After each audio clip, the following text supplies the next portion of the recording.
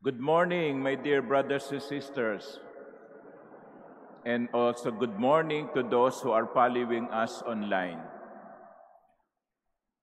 How are you? Okay po? How was your week? Puno ba ng temptation? Puno ba ng tukso? Kayo ba ay sinubok sa inyong pagpapasensya? You know, testing is not only an invitation, or temptation is not only an invitation to sin. Temptation is also a test whether you can endure. Parang bumibili kayo ng isang gadget, tatanong nyo sa tindera, pwede bang subukan? Pwede bang matest? Para makita kung matibay. Kaya nga yung mga bumibili ng kotse, merong road tests para tignan, ito ba ang gusto niya? Matibay ba ito? So, Jesus was also subjected to temptation. And here, I would like to clarify one thing. To be subjected to temptation does not necessarily mean committing sin. Ha? Hindi porke tinukso, nagkasala na. Kasi pwede kayong matuksong sapakin mo yung workmate mo kasi ang kulit-kulit, no? Sapakin mo yung kaklase mo dahil niloloko ka, pero kung hindi mo naman ginawa, hindi ka naman nagkasala.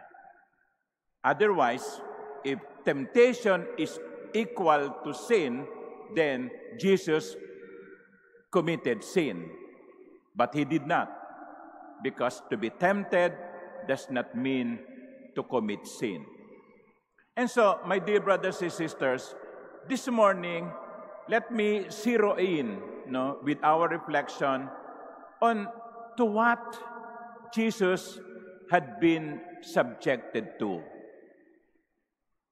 Saan ba siya tinukso? Saan ba siya sinubok? At magandang maintindihan natin ito sapagkat baka ito'y nangyayari din sa atin. Ang unang temptation na hinarap ni Jesus ay ito, yung gamitin ang kanyang kapangyarihan, yung gamitin yung kanyang kakayanan para sa sarili. That's the first temptation, to use his power to serve himself. Sabi sa Ebanghelyo, Jesus had been fasting for 40 days. It's a long time. It's not actually 40. It may not actually be 40 days, but it is a long time. Kaya gutom na gutom siya. Kaya anong sabi sa kanya ng demonyo? May kapangyarihan ka naman eh. Pwede mong gawin itong batong ito na tinapay. Bakit hindi mo gamitin yung kapangyarihang yon para mabawasan ang gutom mo? That was the temptation. Use one's talent for oneself. And my dear brothers and sisters, let us also be aware that we can be subjected to the same temptation. May kapangyarihan ka eh. Lalo na yung mga nasa gobyerno. I am addressing myself to our public officials. You have power. There is no doubt about that. But how do you use the power entrusted to you? Ginagamit mo ba yan para magpayaman? Ginagamit mo ba yan para lamangan ang iyong kapwa? You see, that can also be a temptation to us, to me, and to you.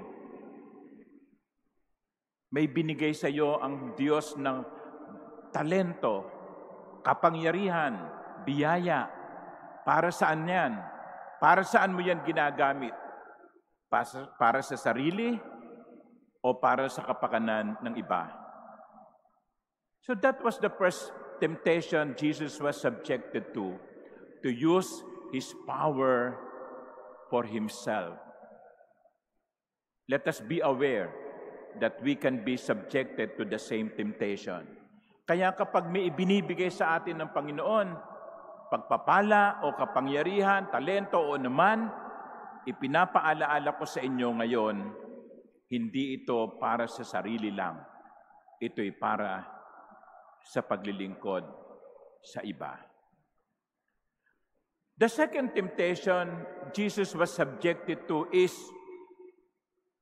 to shortcut. So sabi ng demonyo, magpatihulog ka. No? Pag nagpatihulog ka dyan at naligtas ka, no? Bibilib sa iyo ang mga tao. Hindi ka na kinakailangan maghirap pa at mangaral. Hindi mo na kinakailangan magpunta kung saan-saan. At yan din ang kumisan ang temptation sa atin. Gusto natin madalian.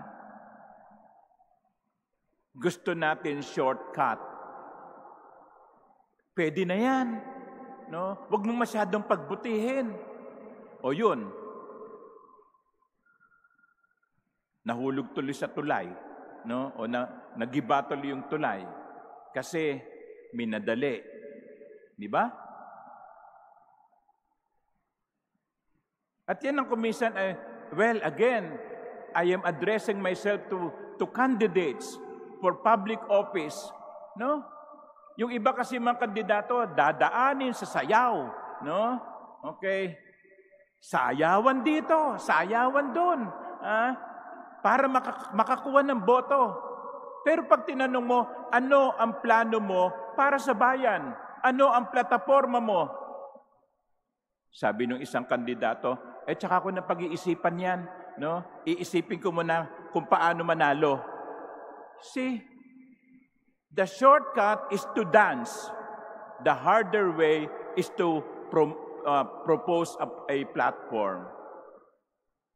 My dear brothers and sisters, are we also tempted to do shortcut?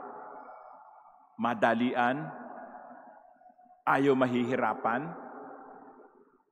Quickie.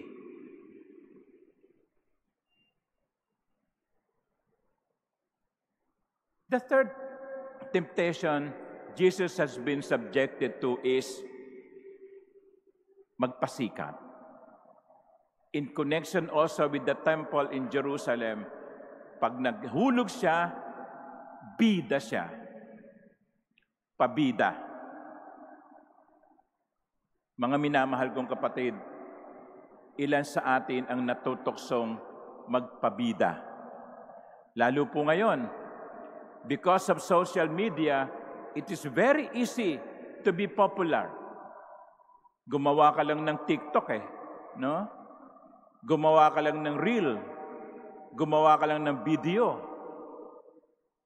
Pero for what purpose? To be popular? There is nothing wrong with social media if the social media is used properly. If social media is used only to make yourself popular, then social media is being abused. Si Jesus, ang pinili niya ay ang daan ng pagpapakasakit, hindi ang daan ng pagpapabida. And you know, my dear brothers and sisters, if you summarize all these temptations, yung gamitin ang talento sa sariling kapakanan, yung magpasikat o magpabida, yung piliin ang mas madaling buhay at madaling pamamaraan, all of these temptations, if you summarize them, point to one thing: to betray one's mission. To betray one's mission. Jesus has been subjected to temptation to betray his mission. And Jesus said, no. This was why I was sent here, and this is what I'm going to do. The greater sin, the greater temptation to all of us is to betray our mission. Bakit ba tayo nandito sa mundong ito? Bakit tayo nilikha ng Diyos? Meron dahilan.